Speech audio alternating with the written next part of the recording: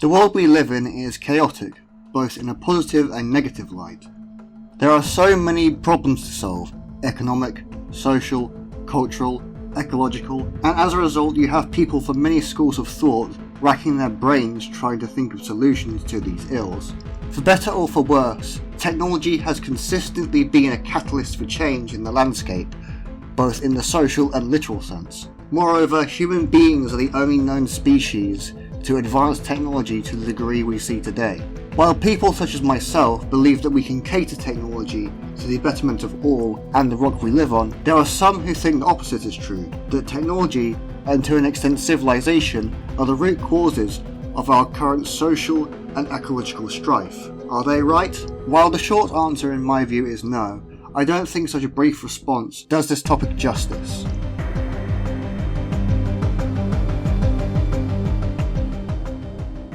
So today we are going to be covering techno-primitivism, and primitivism more broadly as a tendency, and also examine its validity in response to modern problems.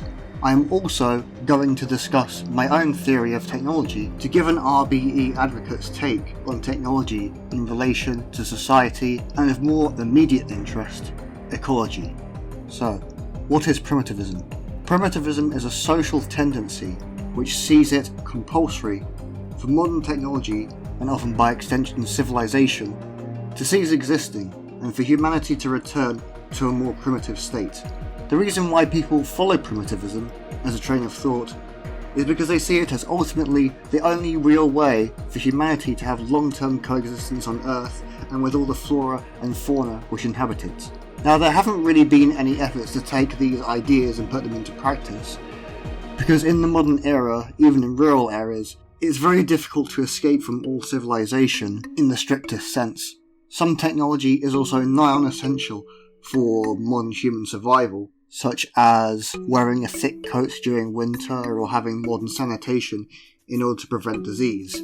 Just as the humps of a camel help it survive in the desert, and the sharp teeth and claws of wildcats help them hunt their prey, our survival mechanism is our intelligence and our ability to socialise, which inevitably leads to the invention of things that improve our chances of survival. To take away our ability to invent and socialise in large groups would be akin to defanging the tiger or taking away the camel's humps. Nevertheless, that is what primitivists think is necessary in order for humans to exist in a non-destructive way on Earth. It's not that difficult to see the primitivist perspective. There are so many reasons for said people believing the things they do. The modern, hyper-individualistic civilization of today has obviously lost some of the strong social fabric that primitive tribes perhaps had.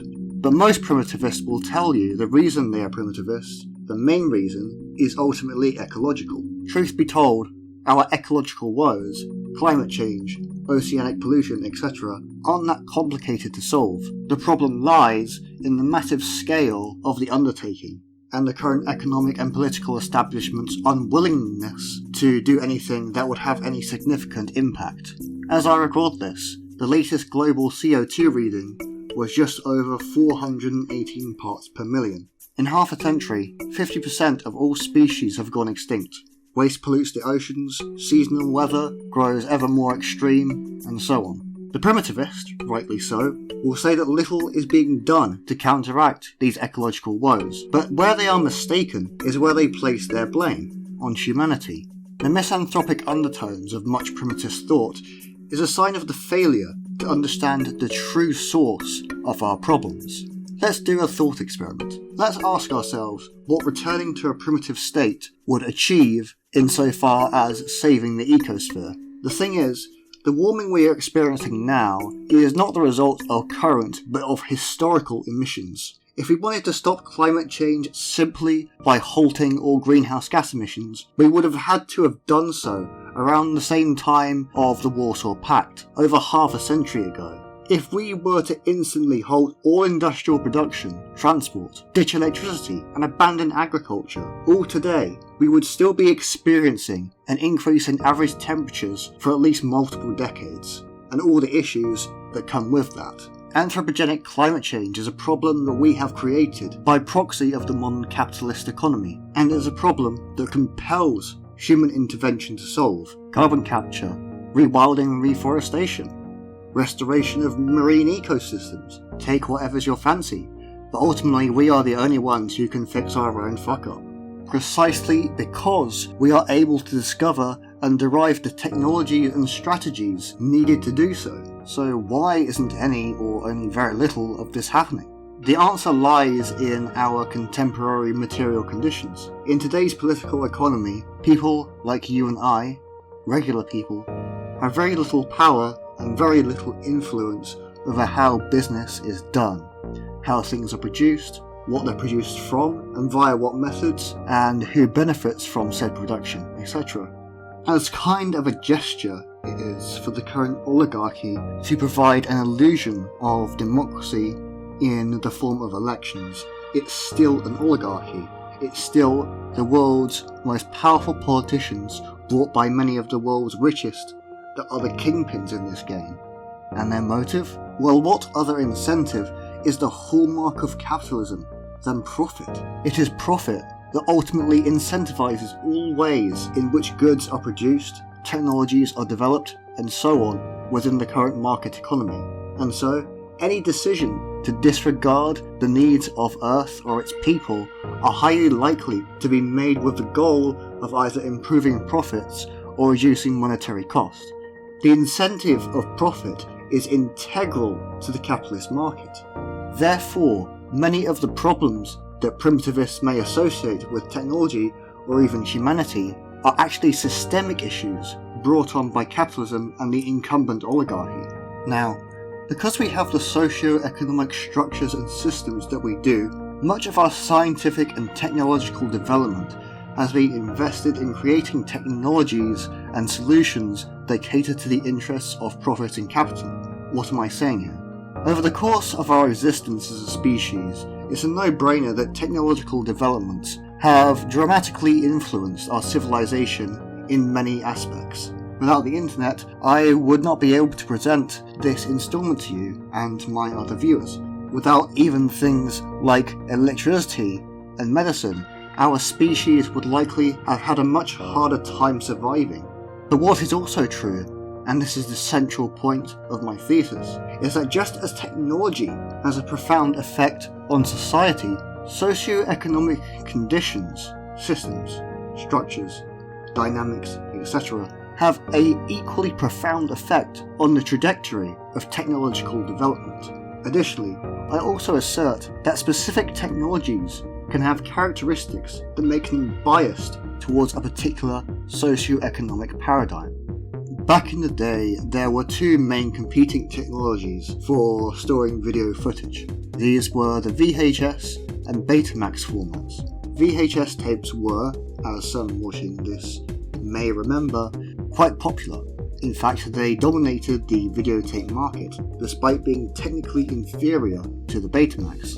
While the tapes themselves were comparable in price, the systems used to play VHS tapes were cheaper to manufacture, and thus VHS was more supported. This led to more VHS tapes being produced over Betamax, which led to a vicious cycle, etc. etc. Clearly, overall, the landscape of the videotape market was such that VHS was simply a more marketable and profitable product. Imagine if instead, in such times, we lived in a society where technological advancements were not dictated by profit, but instead guided by the merits of the technology in question. I think in such a scenario, Betamax or an equivalent standard would have been adopted much more widely, simply because it would have been objectively better. Perhaps the people working on such technology could have found ways to cut down on resource costs and thus make it easier to manufacture on a large scale. A modern analogue to this could be operating systems. Despite Linux-based systems being free, more flexible, generally more secure, less bloated and so on, Windows dominates the market simply because it provides ease of use, and Microsoft has guaranteed their OS priority support for most devices and software. While the Linux library with compatible software and hardware is growing, it's still nowhere near as far-reaching as support for Windows. Open source software generally isn't too profitable, so not much time or energy is invested into it by capitalist enterprise. Let's talk about something different. Energy.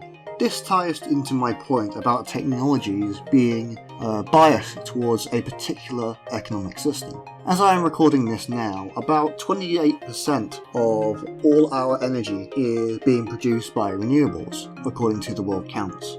According to worldnuclear.org, around another 10% is generated by nuclear plants across the globe. This means that around 60% still of the world's energy is being generated by non-renewable sources such as fossil fuels, at a time when we face catastrophic consequences of ecological collapse, might I add. Fossil fuels such as coal, oil, natural gas, shale, etc. work really well within the capitalist framework because of the fact that they are a fuel. They're a scarce energy input that can be commodified and bought and sold for profit in the marketplace.